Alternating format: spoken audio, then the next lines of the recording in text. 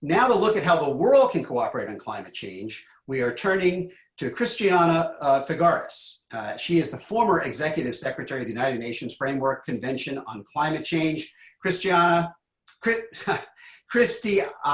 you for joining us this morning. Thank you very much, Ron.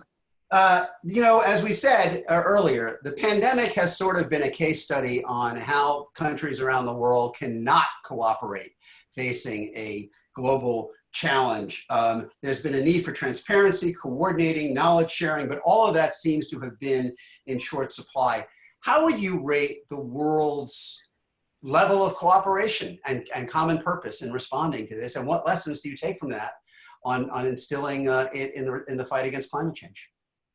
Well, I think to come to that conclusion is actually quite premature, okay, Ron, because it's very clear that that what science, in this case, health science professionals have recommended is precisely what has happened, which is a build your wall attitude. Stay at home, don't leave your home, don't leave your place of residence, close down the borders, close down events, close down meeting places. So everything that responds to an isolationist attitude, approach, and measures is exactly what health professionals have recommended in order to control the spread of the pandemic.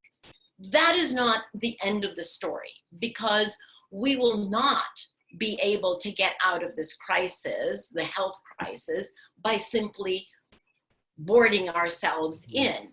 We know that we will not be safe until there is a vaccine that can cover global population. As long as there's one person carrying the virus, everyone is under threat. So that's the second stage of dealing with the pandemic, which is how are we going to get to a global vaccine, and that is the second stage that we will be very soon entering, where it is going to be absolutely critical to reach beyond our borders, beyond, certainly beyond national efforts, to a collaborative effort that will develop the vaccine as quickly as possible, get it through all the testing that is necessary, and then produce enough of it and at a price that makes it accessible to everyone. That can only be done through international collaboration. That phase of dealing with the health crisis will be a very interesting, I would say, opportunity to exercise the muscle of international collaboration, which is critical for climate change. Yeah. So, you know, I don't think that we can conclude that that we've only been isolationists now with the health pandemic, because we're not through it yet. If you look at the climate experience, where we have been the most successful at joining the nations of the world in common purpose, what have been the key ingredients of that may be necessary if you look forward toward cooperation on the vaccine? What are the key ingredients toward getting everybody kind of rowing in the same direction?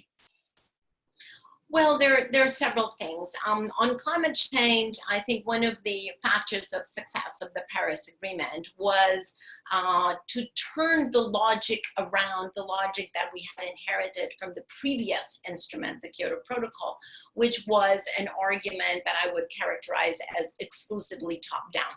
And that was an argument that went, this is what the world needs, and now we're going to parse out the responsibility according to certain factors, and everybody will shoulder a piece of that responsibility. In the Paris Agreement, we turned that around and we said, wait.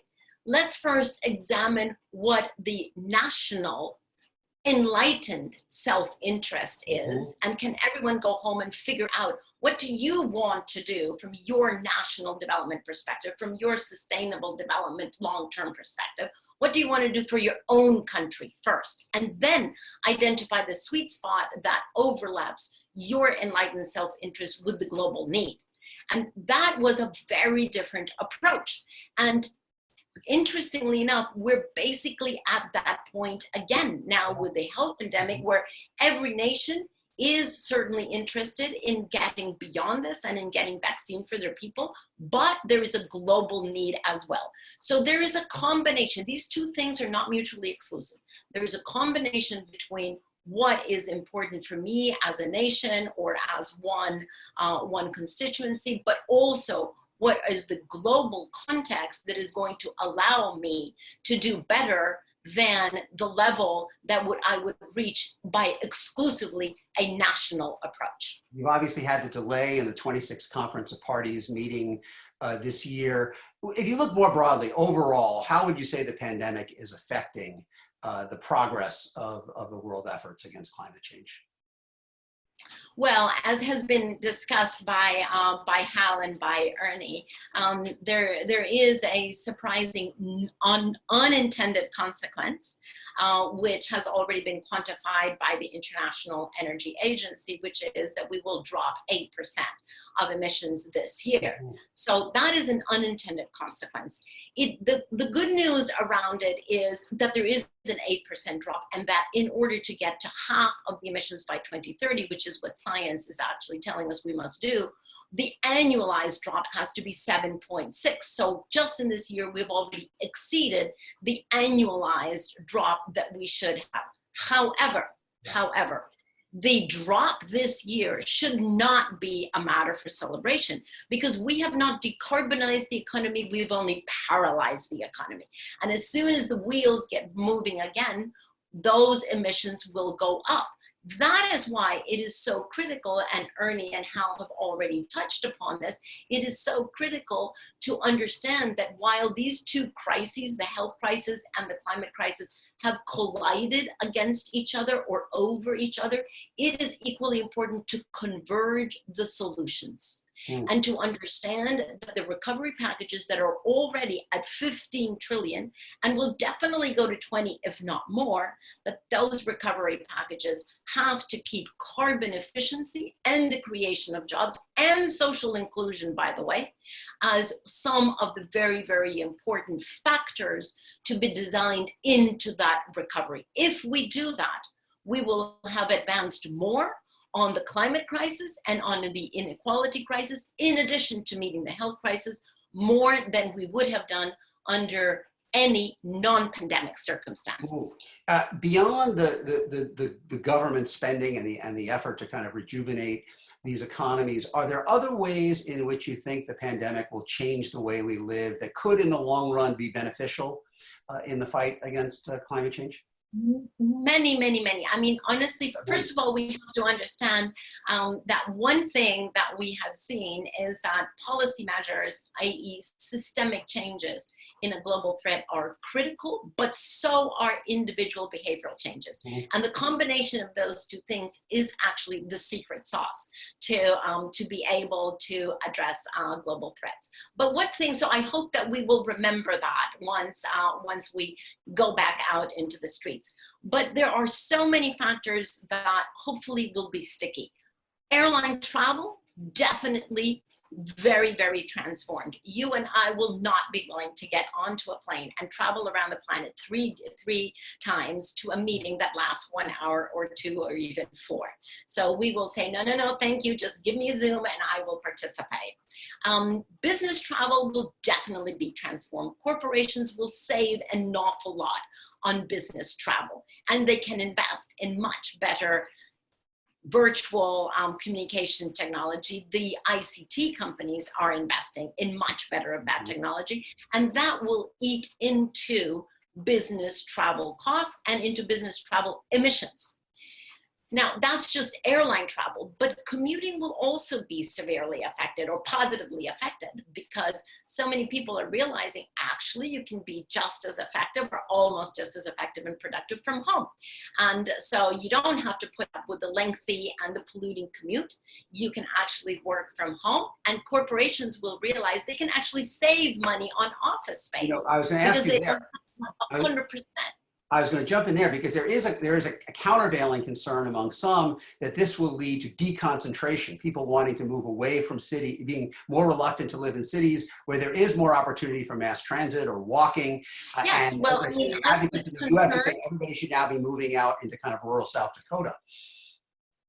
Yeah, well, I mean, either it's a concern or it's good news, depending on which way you see it, because it definitely will improve quality of life when you can be closer to nature and not surrounded by cement all the time. I think that leads to quality of life of adults and certainly to quality of life of children. And if you're still participating actively in the economy through your home office, there is actually no downside to that. So that is another, thing that might be changed. Those rates of accelerated urbanization, global and universal urbanization that we had, maybe we won't follow that trajectory. Questions from our viewers. Do we need, Nancy Grove from Ashland, Oregon, your best bet on how to get sovereign nations to cooperate on carbon pricing, especially can we avoid the solution of tariffs for non-cooperators? Where do you come out on that? Yeah, I mean, obviously one of the threats that is being considered by some for those countries that don't want to put a carbon price is tax border adjustment, which is, to punish any goods that come into a country that does have a carbon price, punish the goods that come in from countries that don't have it. I'm not sure that that is actually going to become a reality, but it's an interesting threat. And it's a threat that China has actually been speaking about, especially now in the trade wars that they're having with the United States. I'm not sure that that's the best way of doing this. I actually think if we can realize that carbon efficiency is not, it is a responsibility for sure. But if we can begin to realize that carbon efficiency of both goods and services of all production lines is actually to our benefit, and is something that is going to create more jobs, is going to give us much more certainty in the economy, is going to give us much more resilience in the economy, then we don't have to exercise these sticks, and we can actually walk into this much more with a carrot mentality. Abid asks, what is this, you talked about this a little bit before, but maybe drill down just a touch.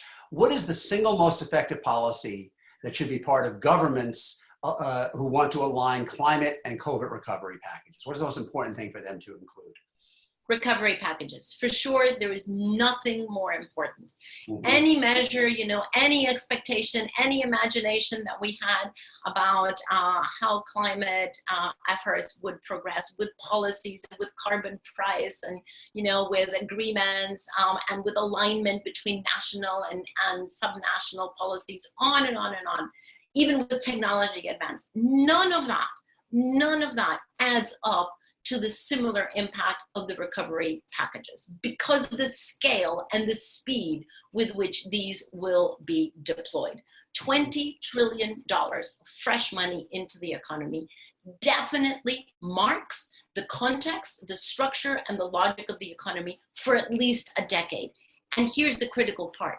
It not only marks the economy for the decade, but it marks the economy for the specific decade in which, from a climate perspective, we have to get to 1/2 emissions over that decade. So there is a total overlap there, and we have to keep that front and center. Let me ask you this. Put it charitably, the U.S. has been absent from the international climate process for the last few years. Two-part question. What has been the impact of that U.S. withdrawal from the process? And what would be the implications on the world's ability to meet that 50% reduction for 2030 if, in fact, we have 4 more years of American lack of participation in this effort? Well, to your first question, it's actually quite a sad answer. And it's sad on 2 accounts. The first, because it has been a rather suicidal measure on the part of the United States to leave the advance of technology, of those technologies that are the technologies that are going to make countries competitive in the 21st century, to leave that space completely open to others who have very willingly stepped in such as China and India. So very suicidal on the part of the United States. From an international perspective, it's actually quite sad to realize that the United States has made itself sadly irrelevant to climate policy. You know, the opinions expressed by federal US representatives are not really taken very seriously because it is evident that they do not come from a thoughtful place. So that's very sad. I'm not a US citizen, but I lived there for 20 years, and it's very sad for me to see that the United States has become so irrelevant. As Hal already said, actually, for the numbers of decarbonization in the United States, it hasn't been, no, I think it was Ernie who mentioned this, it hasn't been so catastrophic because there's so much else there that has buffered the federal blindness of this opportunity, whether it is cities or whether it is states or whether it's corporations that have continued to decarbonize because they understand that it is best for their own interest. So hasn't been so dramatic. For the numbers of the reductions of the United States had the largest reduction of emissions last year over all other countries. Now, to your second question, 4 more years of this. I think that would have a dramatic effect, certainly on the competitiveness of the United States, but also on international efforts, because the leadership of the United States has always been the flag that has been planted in order to meet ambitious goals.